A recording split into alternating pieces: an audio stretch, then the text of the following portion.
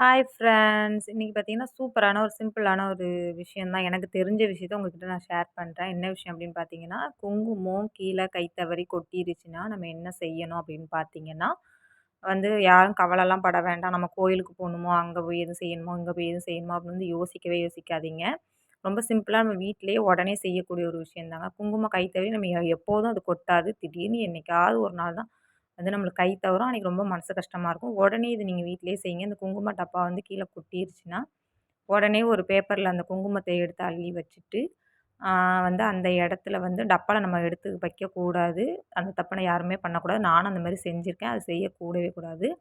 ஒரு பேப்பர்ல அள்ளி வச்சுட்டு, உடனே நம்ம என்ன பண்ணணும், ஒரு கிளாத்த வச்சு நல்லா தண்ணி தெளிச்சு அந்த இடத்த தொடச்சிட்டு, உங்களால முடிஞ்சா அந்த இடத்துல ஒரு சின்ன கோலமோ, ஏதோ உங்களால போட முடிஞ்சா போடுங்க. இல்லன்னா தண்ணி தெளிச்சு சுத்தமா தொடச்சிட்டு, இந்த இந்த குங்குமம் அள்ளி வச்சிருக்கோம்ல, அத தண்ணீல கலந்து நம்ம செடிங்களுக்கோ, இல்லன்னா வெளியில எங்கேயாதும் நம்ம கால் படாத இடம் இருந்தாலும், நம்ம இந்த ஆறோ, குளம் இந்த மாரி கிடச்சாலும் அங்க கொண்டு போய் தூக்கி போட்டுறலாம். அப்படி இல்லன்னா, அந்த தண்ணிய கலந்து செடிங்களுக்கு ஊத்திறலாம். இத நம்ம உடனே செஞ்சோம்னா, நம்ம மனசுக்கு நிம்மதி. நம்ம கோயிலுக்கு போணும், அங்க போய் அத பண்ணணும், இங்க போய் யார்ட்டயும் கேட்கணும் அப்படின்னு நீங்க யோசிக்கவே யோசிக்காதீங்க. குங்குமம் கொட்டிருச்சுன்னா, உடனே இந்த இந்த விஷயத்த வீட்ல செஞ்சு பாருங்க. மனசு ரொம்ப நிம்மதியா இருக்கும்.